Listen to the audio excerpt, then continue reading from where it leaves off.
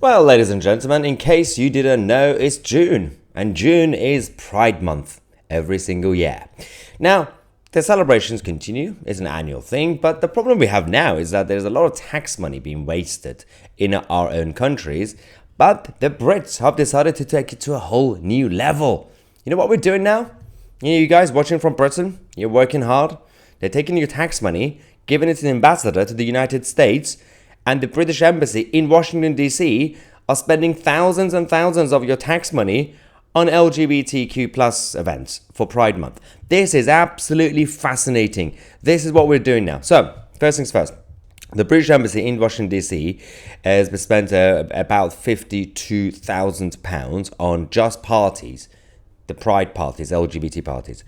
There was also a Freedom of Information request actually done by GB News that showed that the embassy also spent tens of thousands of pounds in taxpayers' money on Pride events overall. We did have obviously Lotus Eater's Connor Tomlinson saying there is no excuse for the British Embassy to spend thousands of pounds to fly a rainbow or tricolour trans flag, which represents the surgical mutilation and obviously and abusing children and adults. This is more than a waste of taxpayer cash. This is obviously they claim that the celebration of moral crime perpetrated against vulnerable people. Now there is that angle, but I'm more focused on this woman. You know who she is? She is the ambassador. She's the British ambassador to the US. Her name is Dame Karen Pierce. Yes, so Karen is the wokest British ambassador we've ever had to the United States, and we've done this under a so-called conservative government, ladies and gentlemen. Conservative government. Rishi Sunak.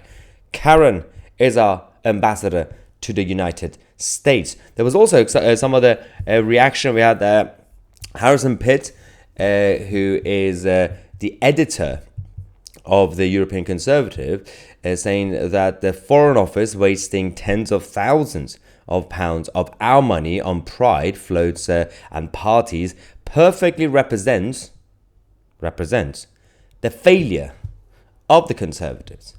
I mean, if this were happening under Keir Starmer as Prime Minister, I would not be surprised. I would still make a video, do a news report for you guys, showing outrage, saying this is just embarrassing, but not really shocking because it's Keir Starmer. See, you can't even tell the difference. They're all the same.